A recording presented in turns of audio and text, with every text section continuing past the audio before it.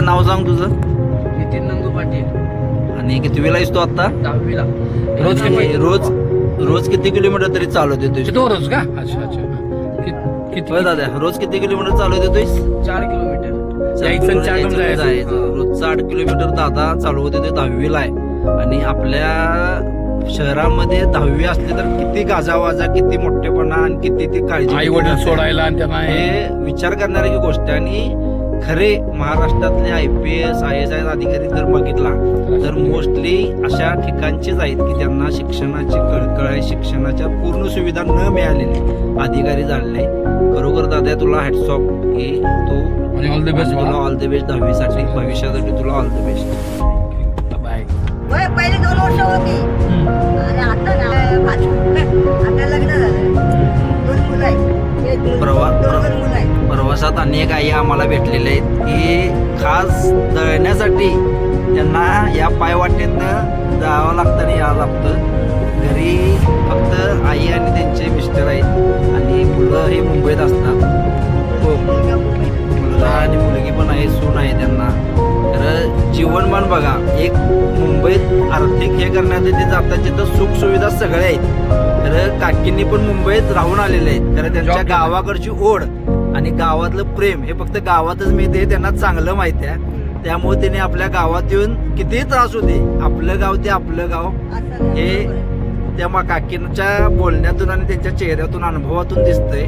खरंच काकी तुम्हाला एक अनुभव चांगला मला वाटतं की तुम्ही व्यवस्थित अशा ठिकाणी राहताय की निसर्गरम्य वातावरणात तुमचं जीवनमान आहे. मुंबईत आपण म्हणजे काकींचं काही शारीरिक हे असून सुद्धा त्यांची हे बघा की तळमळ हे दळण बांधण्यासाठी तरी 5 ते 6 किलोमीटर त्या जाताना येतात. त्यासाठी गाडीची वाट बघायला लागते. जाता जाता आम्हाला दिसल्या त्यांना आम्ही सोडायचं काम हे करतोय.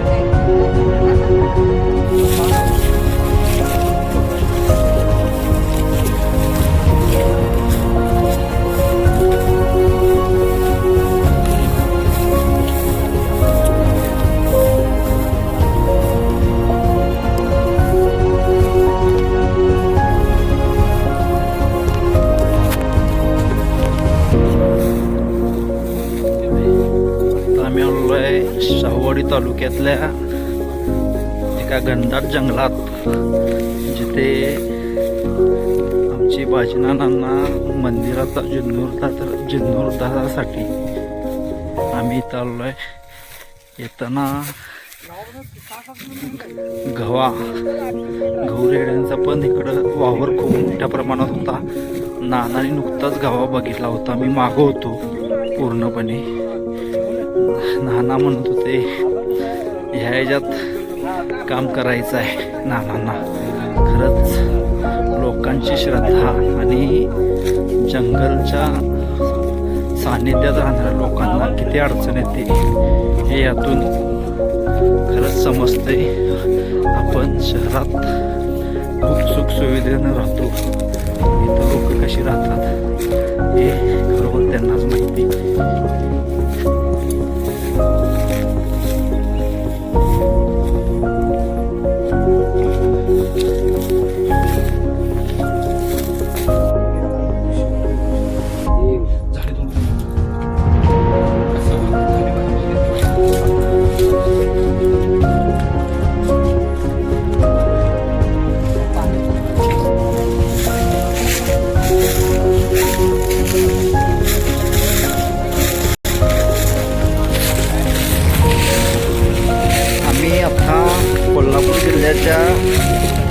पूर्ण पायथ्याशी इथून आता आम्ही जे खाली तुम्ही बघताय तो कोकण एरिया, इथून लांजा काही किलोमीटरवर आहे आणि भविष्यात हाच रोड एक मोठा हायवे होणार आहे जो कोकणाशी जोडला जाणार आहे.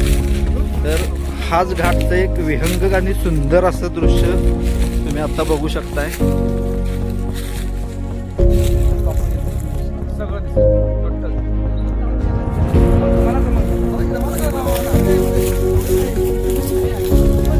खूप सुंदर असं हे अनुभव आज घेतोय आम्ही नानांच्यामुळं.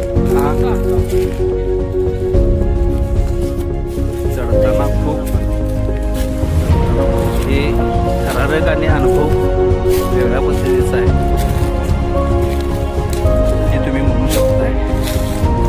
दादा सांगा पटेल कोणतं गाव वगैरे सांगते गाव गावडी. आणि कशासाठी आम्ही आता इथे तुमचं चाललंय नियोजन इथं आम्ही गोव्याच्या मंदिरासाठी पुनर्जीवित करण्यासाठी कॉन्ट्रॅक्टर आपले आलेले आहेत. त्यासाठी त्यांना दाखवण्यासाठी आलो आहे. आपण ज्या घाटात चालले ते घाट कुठं जातोय खाली हा माऊली घाट त्याला नाव दिलं गेले. हा लांजाला जोडला जाणार आहे. म्हणजे हे ॲक्च्युली दादा कोल्हापूर जिल्ह्यातले आपल्या जिल्ह्यातले पण ह्यांचा संपर्क जास्त आणि सगळ्यात जवळचं ठिकाण यांना कोकण आहे. म्हणजे कसं असतं बघा, जिल्हा तालुका एक आणि व्यवहार सगळे कोकणाशी. आपल्या सन्माननीय राज्यकर्ते शासनाला माहीत तरी असेल का की एवढे आतल्या साईडला माणसे दाटीवाटीने राहतात आणि आपल्या जीवाची पर्वा न करता त्यांनी वनाचे, आपल्या गावाचे, देवाचे सर्वांचं संरक्षण करण्यासाठी किती एकोप्याने आणि असतात हे खरोखर इथल्या लोकांकडनं शिकण्यासारखं आहे.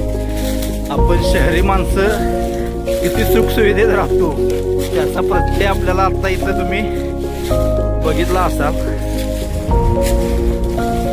आता आम्ही चाललेलो आहेत घनदाटाच्या जंगलात. नाना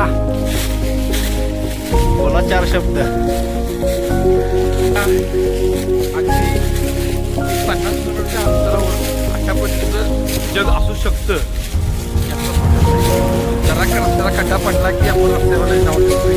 इथं रस्ताच नाही, मग खड्डा नाही परिस्थिती आहे. किती महत्त्वाचा मुद्दा. तरी पण लोक किती आनंदानं यातून घेण्यासारखे एक आहे की आपल्या राज्यकर्त्यांनी, नेत्यांनी बरोबर सगळ्या सुविधा असताना जर चांगल्या पद्धतीनं देऊ शकत नसतील तर ह्या लोकांनी काय करावं हा खूप मोठा आणि घेण्यासारखा प्रश्न आहे.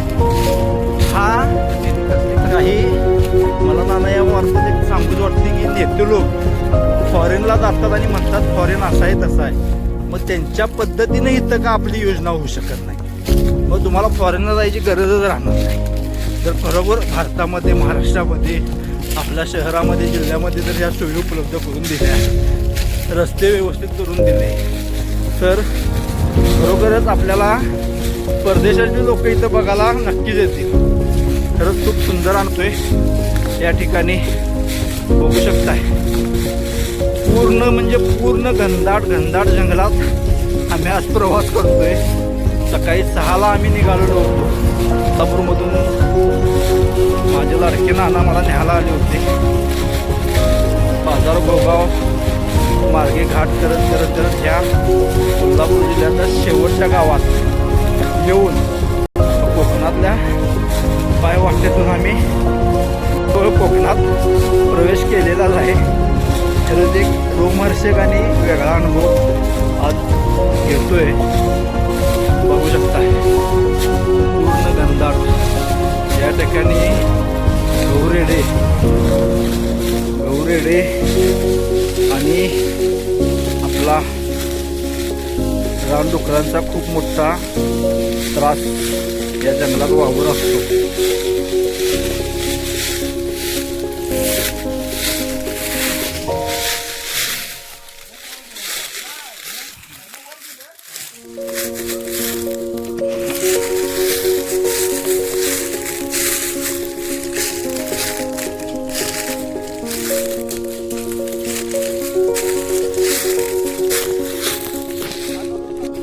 असा ना म्हणून या म्हणून असा ना गाव असा ना गाव आहे. तुम्हाला बोलू नाही ना काल. आता या त्या कोकणाच्या पलीकडून रेंजमध्ये रेंज नव्हती 2 तास त्या साईडला. हां त्या डोंगराच्या पलीकडे आलो मी. हा असा खालीच घाट गाडी कोकणाला मिळणार आहे. जाणार नाही. आणि हे आमचे आत्ताच नुकते झालेले गावातले मित्र. खूप सुंदर अनुभव दादा तुमच्यामुळे आम्हाला मिळाला जंगलातला सफारीचा.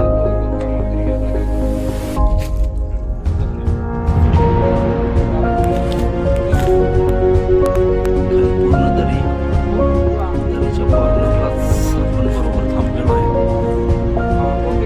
कोण पण जास्त तर बाय. मधल्या बिजनं नाही गेलो.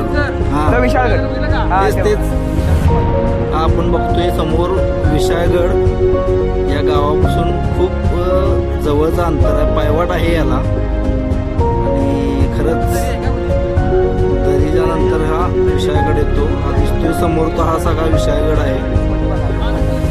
माणसांना जायला अवघड जायला आधी कोणती गाडी पडली होती त्या साईडला तरी होती ती? विस्तीर्ण असा हा पूर्ण परिसर. जंगल, दरी, खोऱ्या. खरंच वेगळा अनुभव आज आम्हाला मिळाला या दादांमुळं.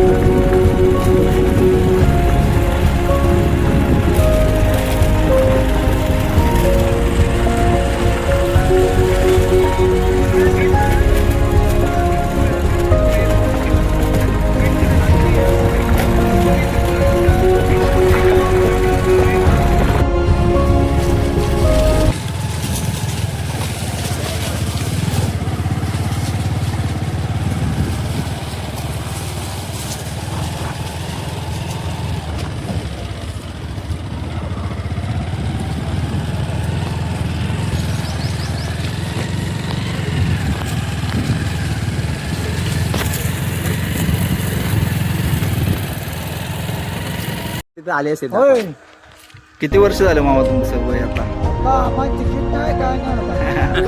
तुमची इच्छा काय आता? इच्छा काय आहे? इथली रस्ता यावा, कारण खूप कष्टातून हे रस्ते नसल्यापासून तुम्ही हे बघत असाल सगळं. कोकणामध्ये त्यांनी पायीच जात होता सगळं. कारण कितीतरी पिढ्या माझ्या मामाने बघितलेल्या असणार आहेत. आणि आता त्यांची चेहऱ्यावरचा आणि अनुभव बघून होईल, तुम्हाला मंदिर तर लक्षात होईल येईल आणि मंदिर तर करू. की मंदिर रस्ता किती महत्वाचा आहे या लोकांसाठी. खरंच आपण खूप सुखसुविधेत राहतो शहरवासीय. तर ह्या लोकांची भावना तळमळ एकच असते की सुखसोयी किमान गरजा व्यवस्थित असावात ही त्यांची इच्छा असते. चला, पुढे जाणार. आम्ही जेवण दाखवून द्या. हे एकटे जाणार आता एवढ्या अरण्यात एकटे जाणार. तिथून खाली म्हणजे त्यांच्या विचार कुठे चालत जाणार त्यांचं गाव खाली पाहुणे आहेत इकडे, पाहुणे आहेत. तुमचं गाव कुठलं? बांबेड. बांबेड मध्ये म्हणजे तो माहितीये का बेलदाराचा बापू बेलदार बांधकाम कारखाना. म्हणजे बांबेडच्या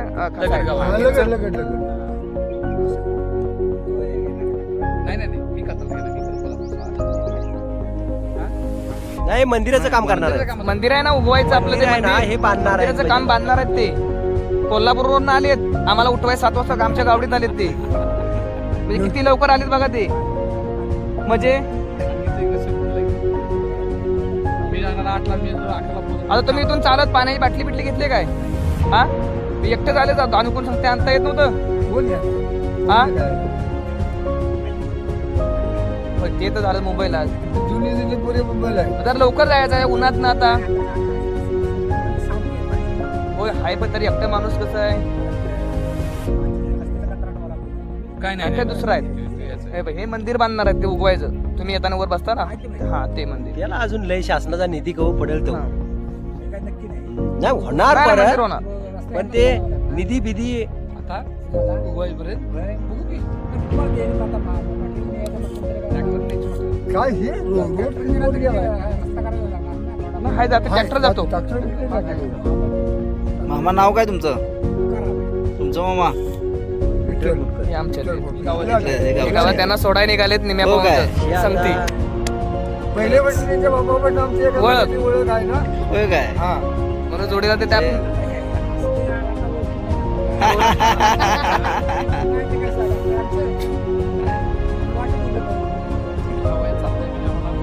लय मोठा विषय खरंच आहे. आता काय? तुम्ही अन्य खावताय आमच्या अन्य फरक आहे. आपण आता गाड्या लावल्या बघा. गाड्या लावल्या तिथून खेकडं मारून ते शिजवतात पावसात नाही. हे मामा शिजवतात भाकरी संघ नाचण्याच्या भाकरी संघ खात्यात.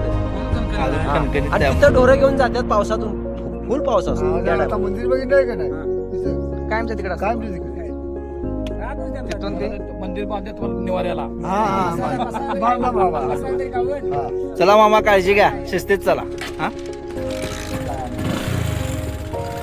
बघितलं असाल की कशा पद्धतीनं हे घाट दऱ्यातलं जीवन वाड्या वस्तींवरचं जीवन आणि शहरात किती सुखसुविधा असून सुद्धा आपण कशा पद्धतीनं राहतो हे विचार करणारी गोष्ट आहे. खरंच हॅट्स ऑफ या मामांना आता भेटलेल्या आणि ह्या आमच्या सगळ्या मित्रांना सुद्धा की त्यांनी हे एक वेगळ्या प्रकारचा अनुभव आम्हाला सांगितला आणि अनुभवायला दिला. थँक्यू. हे या नजीकच्या लागून असलेल्या गावात सुंदर असा हा नजारा.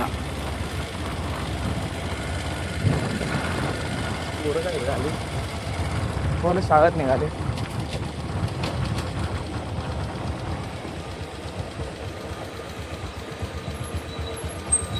माझं गजानन डाकरे. आता भेटलो हे गजानन दादा यांना इथली इतुंबूत जंगलातली कोकण वाट ही सगळी इतुंबूत माहिती यांचं बालपण तरुणपण आणि आत्ताचं पण सगळ्या गोष्टी ह्या जंगलातच आणि ह्या दऱ्याखोऱ्यात गेलेल्या आहेत. खूप सुंदर अशी माहिती खूप चांगली पायवाट माहीत असणारी व्यक्ती ह्यांच्यामुळं आम्हाला एक वेगळं जग बघायला मिळालं. वेगळं एक अभयारण्यासारखं वातावरण बघायला मिळालं. दादा धन्यवाद तुमचं. धन्यवाद. दादा सरपंच आहेत. गावचे सरपंच आहेत. त्यांनी खरोखर आम्हाला असल्या खडतर वाटेवरून तिब्बलशीट असून सुद्धा व्यवस्थित नेलं आणि व्यवस्थित आणलं. आणि खरोखर म्हणतात ना की गावाकडच्या आणि कोकणी लोकांच्यात एक वेगळं अस्मिता आणि प्रेम असते. ते खरोखर आज अनुभवायला आणि पुन्हा मिळालं. दादा धन्यवाद तुम्हाला सुद्धा. यांची काय मगाशी आपण ओळख केली. सकाळचा चहा गावचं म्हणजे हे आहे. कारभारी गावचे कारभारी गावचे म्हटलं तरी सगळं देवाचं काम करणारे तेच आहेत. आहेत. हा, तर गावचं मगाशी आल्या सकाळी आम्ही चहा ह्यांच्या घरीच घेऊन मी आणि नाना बाहेर पडलो होतो. आणि खरोखर एक चांगला अनुभव आज मिळाला तुम्हा सगळ्यांमुळे. तुमच्या सगळ्यांचे थँक्यू. आणि सगळ्यात महत्त्वाचं मला नेहमी कायम फिरायला मिळते ते आमचे हे करते धरते मार्गदर्शक माझे मित्र सखा सगळे बाजी नाना गवळी नाना.